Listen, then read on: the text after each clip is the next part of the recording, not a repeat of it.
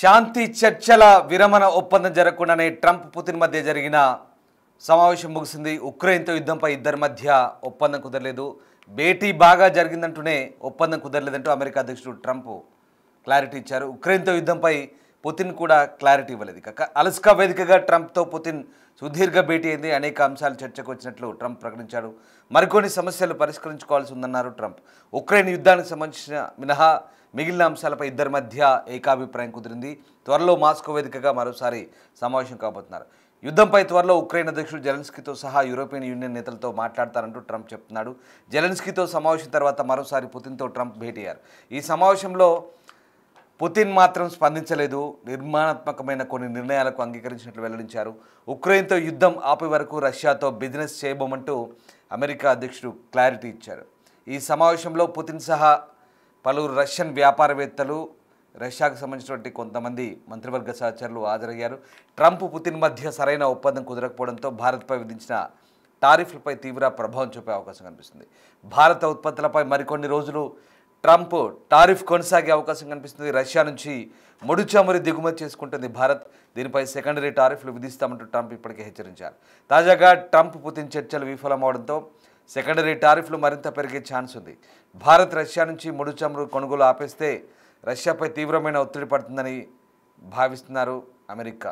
ఈ నేపథ్యంలో ఈ అంశం ఆసక్తికరంగా మారుతోంది. సో మొత్తం మీద అమెరికా అధ్యక్షుడు డొనాల్డ్ ట్రంప్, రష్యా అధ్యక్షుడు వ్లాదిమిర్ పుతిన్ అలస్కాలోని జాయింట్ బేస్ ఆల్బెండోర్ఫ్ రిచర్డ్సన్లో భేటీ అయ్యారు. దాదాపు 3 గంటల పాటు మాట్లాడుకున్నారు. ఉక్రెయిన్ యుద్ధాన్ని ముగించేందుకు చర్చలు జరిపారు.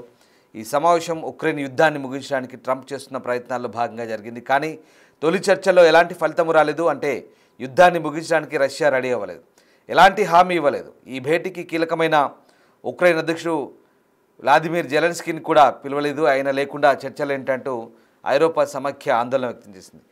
ఇక ఈ సమావేశం తర్వాత ట్రంప్ మాట్లాడారు. ఇది చాలా లోతైంది, ఫలవంతమైందన్నారు. అయితే ఇద్దరు నాయకులు కొన్ని విషయాలపై ఒక అంగీకారానికి వచ్చినప్పటికీ కొన్ని ముఖ్యమైన అంశాలపై ఇంకా ఒప్పందం కుదరలేదంటూ ట్రంప్ వ్యాఖ్యానించారు. తాము చాలా విషయాలపై అంగీకారానికి వచ్చామని, కానీ కొన్ని పెద్ద అంశాలు ఇంకా పరిష్కారం కాలేదంటూ ట్రంప్ వివరించారు.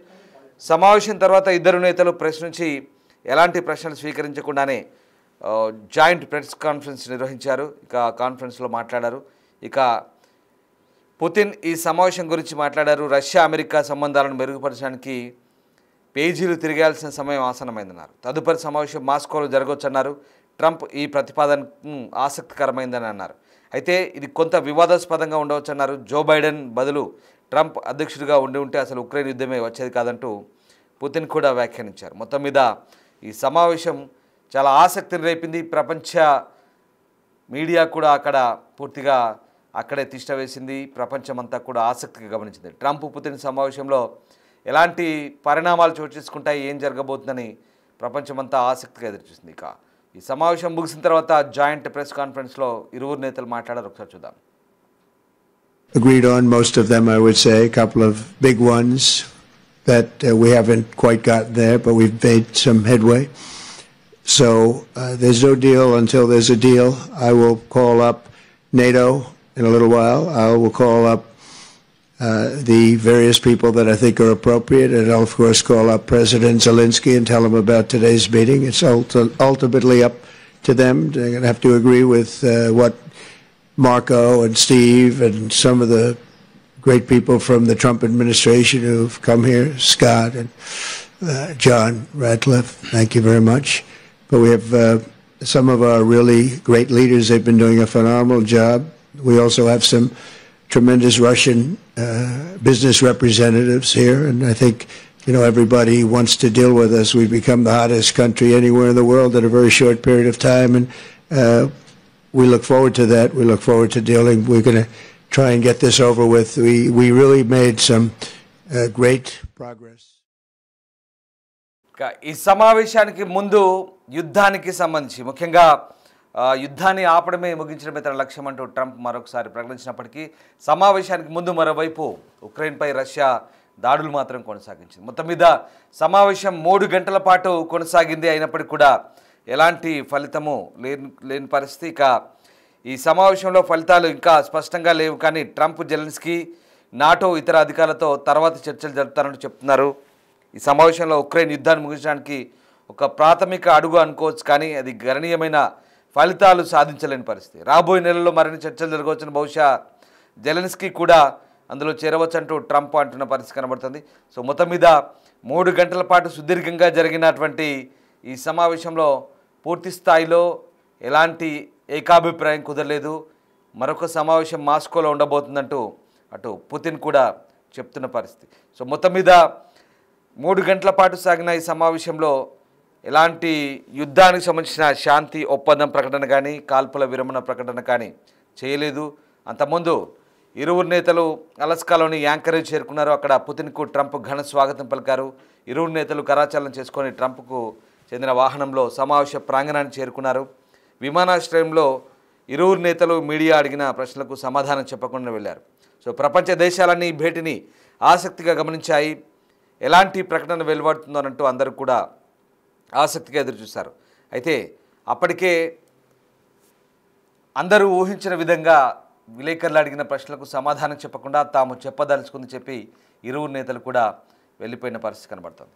రైట్, మా కొలీగ్ శివ జాయిన్ అవుతున్నారు ఢిల్లీ నుంచి. శివ, ట్రంప్ పుతిన్ భేటీ ఎలాంటి పర్యవసానాలకు దారితీసింది? ముఖ్యంగా అంటే ఈ భేటీలో ఎలాంటి చర్చలకు సంబంధించి, శాంతి ఒప్పందానికి సంబంధించి కానీ ఎలాంటి క్లారిటీ లేకుండానే భేటీ ముగిసింది. తర్వాత ఇంకా తదుపరి భేటీ ఉండబోతుందంటూ మాస్కోలో పుతిన్ వెల్లడిస్తున్న పరిస్థితి. అంటే ప్రస్తుతం ఇదొక అడుగు మాత్రమే అనుకోవాలా? పూర్తి స్థాయి క్లారిటీ అయితే లేదు, కానీ ఈ భేటీ తర్వాత ఏదో జరగబోతుందంటూ అంతా ఊహించారు, కానీ అనుకున్నట్టుగా ఏది జరగలేదు. సో ఎట్లాంటి అభిప్రాయాలు వ్యక్తమవుతున్నాయి ఈ భేటీకి సంబంధించి? సో అండ్ ముఖ్యంగా ఈ భేటీ తర్వాత ఎలాంటి పర్యవసానాలు ఉండే అవకాశం ఉంది ఇప్పుడు? ఇటువంటి క్లారిటీ రాకుండానే అలస్కాలో ఇద్దరు దేశ అధినేతల మధ్య భేటీ ముగిసింది. ఇటు ట్రంప్ అలాగే పుతిన్ నిన్న అలస్కాలో భేటీ అయ్యారు. ఎయిర్పోర్ట్ లో ల్యాండ్ అయిన పుతిన్ కు ట్రంప్ ఘన స్వాగతం పలికారు. ఇద్దరి మధ్య కీలకంగా 3 గంటల పాటు అయితే చర్చలు జరిగాయి, కానీ ఎటువంటి ఒప్పందం జరగకుండానే ఈ భేటీ ముగిసినట్లుగా కూడా తెలుస్తోంది. దానిలో భాగంగానే ఏదైతే ఉక్రెయిన్ యుద్ధంపై ఇద్దరి మధ్య ఒక ఒప్పందం అనేది కుదరనట్లుగా కూడా తెలుస్తోంది. భేటీ బాగా జరిగిందంటూనే ఒప్పందం సంబంధించి కుదరలేదనేది అమెరికా అధ్యక్షుడు ట్రంప్ ఒక క్లారిటీ ఇచ్చినట్టు కూడా తెలుస్తోంది. అయితే ఉక్రెయిన్ తో యుద్ధంపై క్లారిటీ ఇవ్వలేదు పుతిన్. అలస్కా వేదికగా ట్రంప్ తో సుదీర్ఘంగా అయితే భేటీ జరిగింది. భేటీలో అనేక అంశాలు చర్చకు వచ్చినట్లుగా కూడా తెలుస్తోంది. ఇక మరికొన్ని సమస్యలు పరిష్కరించుకోవాల్సి ఉందంటూ కూడా ట్రంప్ తెలియజేశారు. ఇక ఉక్రెయిన్ యుద్ధానికి సంబంధించిన మినహా మిగిలిన అంశాలపై ఇద్దరి మధ్య ఏకాభిప్రాయం కుదిరిందనేది కూడా కొంత ప్రచారం జరుగుతోంది. ఇక త్వరలో మాస్కో వేదికగా మరొక సమావేశం ఇద్దరి మధ్య దేశాధినేతల మధ్య జరిగే అవకాశం కనిపిస్తుంది. యుద్ధంపై త్వరలోనే యుక్రెయిన్ అధ్యక్షుడు జెలెన్స్కీతో సహా యూరోపియన్ యూనియన్ నేతలతో ట్రంప్ మాట్లాడతానన్నట్లుగా కూడా తెలుస్తుంది. జెలెన్స్కీతో సమావేశం అనంతరం మరోసారి పుతిన్ తో ట్రంప్ మాస్కోలో భేటీ అవుతారు. ఇక నిర్మాణాత్మకమైన కొన్ని నిర్ణయాలకు అంగీకారం తెలిపినట్లుగా కూడా వెల్లడించారు. ఇక ఉక్రెయిన్ తో యుద్ధం ఆపే వరకు రష్యాతో బిజినెస్ చేయబోమని కూడా అమెరికా అధ్యక్షుడు క్లారిటీ ఇచ్చారు. ఇక ఈ సమావేశంలో పుతిన్ తో సహా పలువురు రష్యన్ వ్యాపారవేత్తలు కూడా పాల్గొన్నారు. ట్రంప్ పుతిన్ మధ్య సరైన ఒప్పందం కుదరకపోవడంతో భారత్ పై విధించిన టారిఫ్లపై తీవ్ర ప్రభావం పడబోతోంది. ఇక భారత్ ఉత్పత్తులపై మరికొన్ని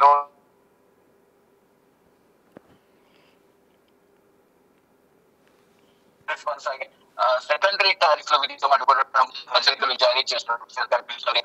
ట్రంప్ పుతిన్ చర్చలు విఫలం కావడంతో సెకండరీ టారిఫ్లు మరింత పెరిగే అవకాశం ఉంది. భారత్ రష్యా నుంచి ముడి చమురు కొనుగోలు ఆపేస్తేనే ఈ ట్రంప్ టారిఫ్లు తగ్గించే అవకాశం అయితే ప్రధానంగా కనిపిస్తుంది. రష్యాపై తీవ్రమైన ఒత్తిడి పడుతుందని అమెరికా భావిస్తున్న నేపథ్యంలో ఈ క్రమంలోనే భారత్ పై ట్రంప్ టారిఫ్ల మొత్తం ముగిస్తున్నారు. ఇక ఫర్దర్ గా ఏం జరగబోతోంది అయితే ఇద్దరి మధ్య సుదీర్ఘంగా 3 గంటల పాటు అయితే చర్చలు జరిగాయి, కానీ కీలక చర్చలను చెప్తూనే ఏం జరిగింది అనేది మాత్రం బహిర్గతం చేయడం లేదు.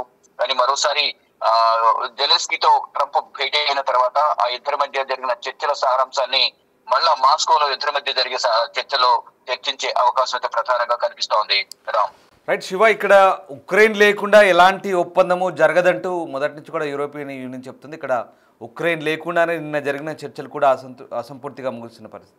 అంటే ఇప్పుడు నిన్న అమెరికా ఆర్థిక మంత్రి కూడా అన్నారు, ఒకవేళ చర్చలు సఫలం కాకపోతే భారత్పై మరి రెండో దఫా ఆంక్షలు కూడా ఉండొచ్చు అంటూ, టారిఫ్లు ఉండొచ్చు అంటూ చెప్తున్న పరిస్థితి. సో ఈ మీటింగ్ తర్వాత భారత్పై రెండో దఫా టారిఫ్లు ఏమైనా ఉండొచ్చా, ఆ దిశగా America ఆలోచిస్తుందా?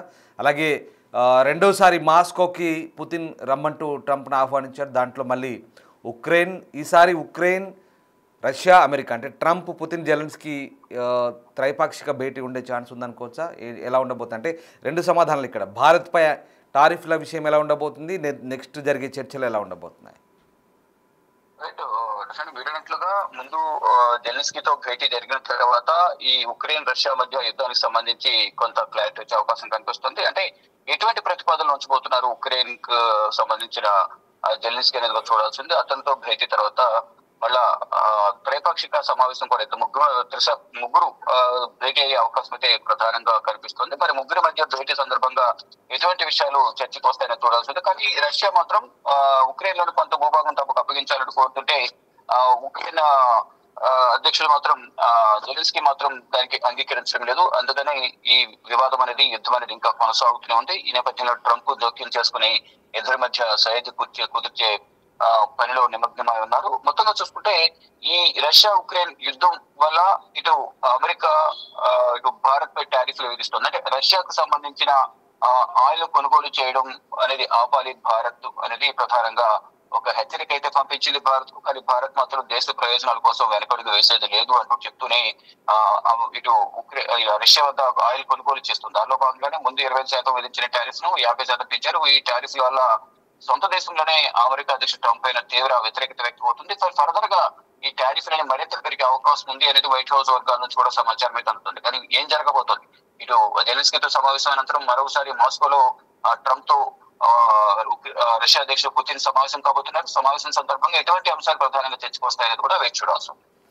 Right, yes sir, thank you Shiva. So ఇది మొత్తం మీద ఇక ఈ చర్చల సమయంలో ఉక్రెయిన్ లేదా రష్యా కంటే ట్రంప్ సమావేశం విఫలమయ్యే అవకాశం 25% మాత్రమే ఉందంటూ గతంలో ఇచ్చిన మాటల తర్వాత ఇప్పుడు అంతర్జాతీయంగా అతని ప్రతిష్ట దెబ్బతిన్నట్టుగానే కనబడుతోంది. సో మొత్తం మీద ట్రంప్ ప్రెస్ కాన్ఫరెన్స్ పుతిన్ ప్రారంభించినప్పుడు మౌనంగా నిలబడి అవమానాన్ని కూడా భరించాల్సిన పరిస్థితి కనబడుతుంది. ఓవల్ ఆఫీస్లో సాధారణ దినచర్య కంటే ఇది చాలా తేడాగా అనిపిస్తుంది. సో అమెరికా అధ్యక్షుడు సాధారణంగా కోర్టులో ఉన్నప్పుడు అతని విదేశీ ప్రతినిధి కూడా మాట్లాడకుండా చూస్తాడు. సో అలాంటి పరిస్థితులు, అంటే ఇప్పుడు నిజంగా వాస్తవానికి ట్రంప్ పుతిన్ భేటీలో ఏం సాధించారంటే పెద్దగా సాధించింది ఏం లేదు.